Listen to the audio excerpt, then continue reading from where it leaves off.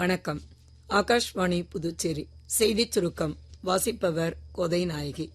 குடியரசு துணைத் தலைவர் திரு ஜெகதீப் தங்கர் 3 நாள் பயணமாக இன்று புதுச்சேரி வருகிறார். நாளை குடியரசு துணைத் தலைவர் தேசத்தை கட்டி எழுப்புவதில் சுற்றுச்சூழல் நிலைத்தன்மை என்ற தலைப்பில் ஜிப்மர் நிர்வாகம் ஏற்பாடு செய்துள்ள நிகழ்ச்சியில் தலைமை விருந்தினராக கலந்து கொள்கிறார்.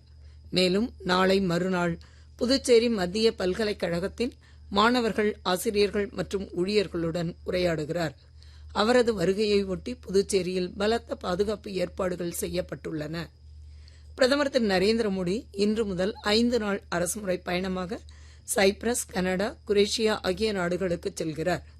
சைப்ரஸ் அதிபர் திரு நிக்கோஸ் கிறிஸ்டோடவுலிடஸின் அழைப்பை ஏற்று சைப்ரஸ் செல்லும் பிரதமர் தலைநகர் நிக்கோஷியாவில் அதிபரை சந்தித்து இருதரப்பு உறவுகள் குறித்து பேச்சுவார்த்தை நடத்துகிறார்.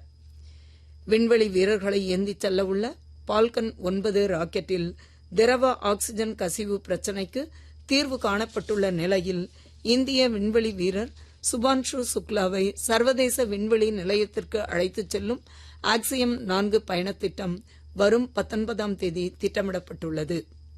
தூய்மையான மற்றும் நிலையான வளர்ச்சியை முன்னெடுப்பதில் காற்றாலை ஆற்றலின் சக்தி பெரும் பங்கு வகிப்பதை உணர்த்தும் வகையில் உலக காற்றாலை தினம் இன்று அனுசரிக்கப்படுகிறது. இத்தினத்தையொட்டி பெங்களூருவில் நடைபெறும் சிறப்பு நிகழ்ச்சியில் மத்திய புதுப்பிக்கத்தக்க எரிசக்தித்துறை அமைச்சர் திரு பிரல்ஹாத் ஜோஷி பங்கேற்று உரையாற்றுகிறார்.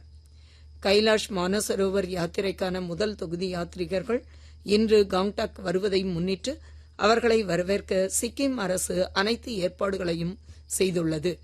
5 வருட இடைவெளிக்கு பிறகு இம்மாதம் 20ஆம் தேதி கைலாஷ் மானசரோவர் யாத்திரை தொடங்க உள்ளது.